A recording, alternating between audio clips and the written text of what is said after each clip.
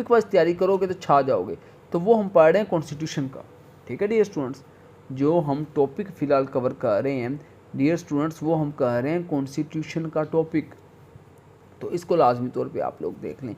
तो पाकिस्तान का first constitution हमने पढ़ लिया कि कब बना था, फिर हमने ये देखा कि कब ये इन्फोर्स किया गया, किसने इन्फोर्स करवाया, ठीक है। उसके बाद फर्स्ट कॉन्स्टिट्यूशन में पाकिस्तान का क्या नाम रखा गया, पाकिस्तान को क्या कहा गया, इस्लामिक रिपब्लिक ऑफ पाकिस्तान, ठीक है।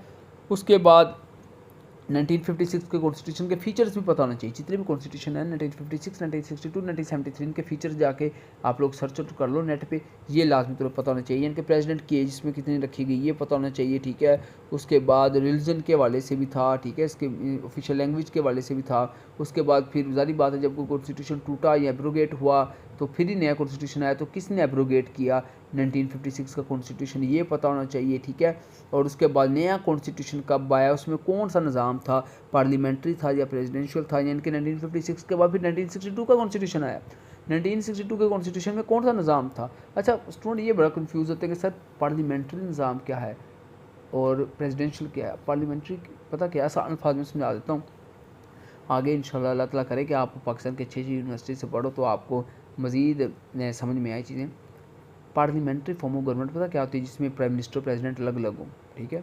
मतलब कुछ ज़्यादा पावर इसमें प्राइम मिनिस्टर के पास है। जिस तरह अभी हमारे प्राइम मिनिस्टर कौन है बताएं, शहबाज शरीफ साहब है ना, और प्रेसिडेंट कौन है, आसिफ अली जरदारी साहब है। समझ में आ गई। तो इन दोनों के पास अलग अलग पावर्स है, लेकिन जो मोर पावरफुल है वो प्राइम मिनिस्टर है, ठीक है। शहबाज शरीफ साहब को हम मोस्ट पावरफुल इसमें कह सकते हैं। लेकिन प्रेसिडेंशियल फॉर्म में क्या होता है कि गवर्नमेंट और कंट्री का हेड एक ही बंदा होता है। जिस तरह हम सारे इख्तियार जरदारी साहब को दे दें तो ये क्या होगा, प्रेसिडेंशियल फॉर्म ऑफ गवर्नमेंट, ठीक है। इसको लाजमी तौर पे आप लोग देख सकते हैं। जिस तरह 1956 के एमसीक्यूज़ बने हैं उसी तरह 1962 के बनेंगे। तो 1962 में वो पूछ सकता है कि कौन सा क्या कहते हैं फॉर्म ऑफ गवर्नमेंट था, उसके बाद इसको एब्रोगेट किसने किया, ठीक है। उसके बाद वो ये भी पूछ सकता है कि ये कब इन्फोर्स करवाया गया, ये लाजमी तौर पे आप लोगों को पता होना चाहिए किसके दौर में इन्फोर्स हुआ। उसके बाद 1962 के बाद फिर नेक्स्ट जो एमसीक्यूज़ बनेगा वो बनेगा 1973 के कॉन्स्टिट्यूशन का, ठीक है।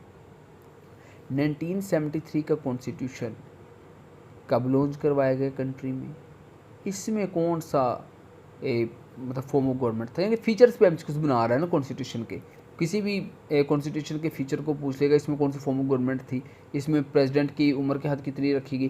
कॉन्स्टिट्यूशन होता क्या है, supreme law of the land.